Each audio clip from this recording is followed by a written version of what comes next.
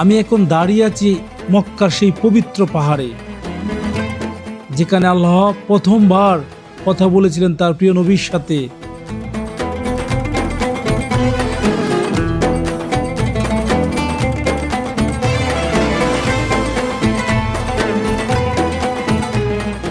ফজরের নামাজ শেষ করে আমরা রওনা দিয়েছি হেরাগড় উদ্দেশ্যে।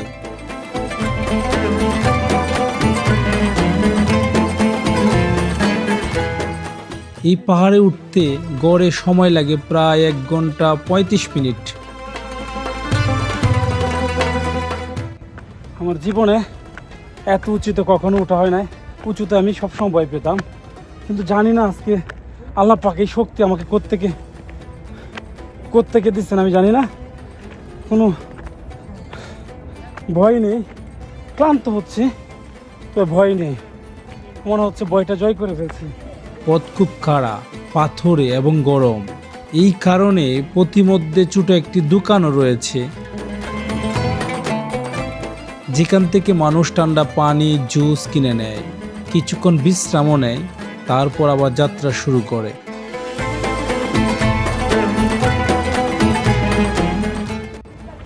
অনেক কষ্ট হচ্ছে, কিন্তু যখন মনে হচ্ছে দিনের নবী হুজুর পাক সাল্লাল্লাহু আলাইহি সাল্লাম আমাদের প্রিয় গ্রন্থ কোরআন শরীফ নাজিলের জন্য এখানে প্রতিনিয়ত উঠতে হচ্ছে, এখন সিঁড়ি করে দেওয়া হয়েছে, তারপর আমাদের উঠতে কষ্ট হচ্ছে, কিন্তু উনি কীভাবে উঠছেন, আবার মা খাদিজা রাদিয়াল্লাহু আনহা কাবার নিয়ে উঠছেন, সে কথা ভাবতেই অবাক লাগে। সেজন্য আমাদের পরিশ্রমই না, ওইটা ভাবতে হবে। এই পাহাড়টির নাম জাবেলে নূর, অর্থাৎ আলোর পাহাড়। এই পাহাড়ের চূড়ায় অবস্থিত হেরা গুহা।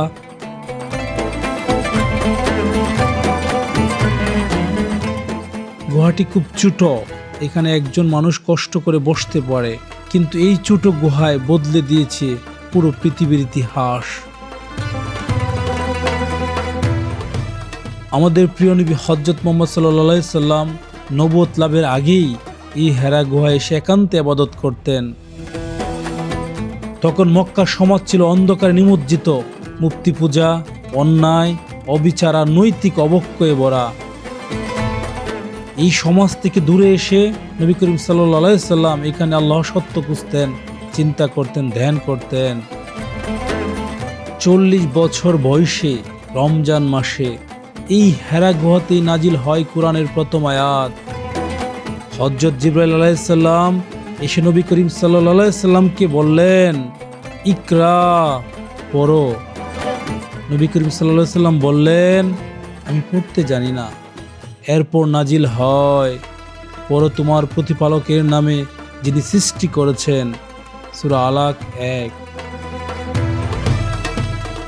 এই মুহূর্ত থেকেই শুরু হয় ইসলামের যাত্রা।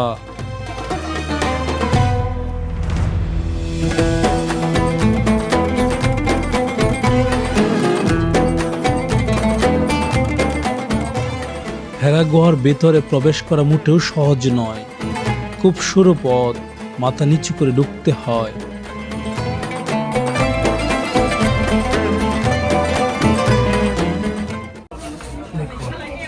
দেখুন যাচ্ছে, দেখুন শুয়ে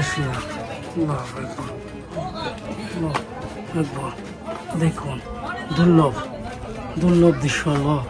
আল্লাহ মাথা নিচু, আল্লাহ দেখুন, চলো ওকে।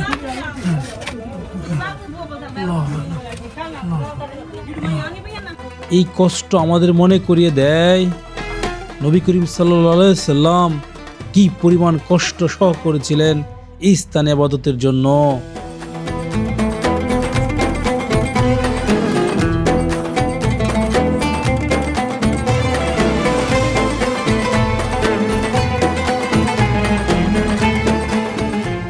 আজও মানুষ এখানে এসে নামাজ পড়ে, দোয়া করে, কারণ এই গুহা শুধু একটি জায়গা নয়, এটি আল্লাহর বাণীর প্রথম অবতরণের স্থান।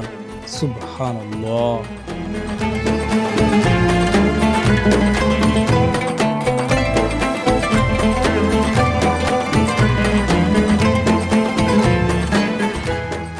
এই কষ্ট, এই ঘাম, এই ক্লান্তি সব কিছুর পেছনে একটাই কারণ, নবীর প্রতি ভালোবাসা আর আল্লাহকে খুশি করার ইচ্ছা।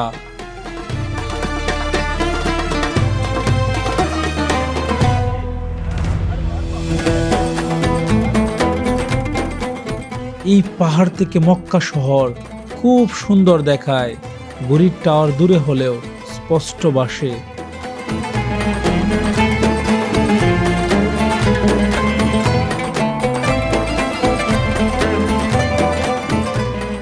ভাবতে অবাক লাগে, এই শহরেই এক সময় নবী করিম সাল্লাল্লাহু আলাইহি সাল্লাম নির্যাতিত হয়েছিলেন, আর আজ এই শহরেই ইসলামের প্রাণ কেন্দ্র হিসাবে পরিচিত।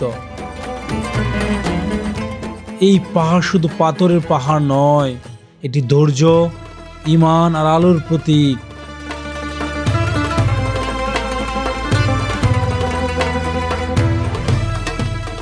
এই ভিডিওটি যদি ভালো লাগে তাহলে একটি লাইক দিন। আপনাদের দোয়ায় আমার সবচেয়ে বড় অনুপ্রেরণা। ইনশাল্লাহ আবার দেখা হবে পরের কোনো ভিডিওতে। আসসালামু আলাইকুম রহমতুল্লাহ।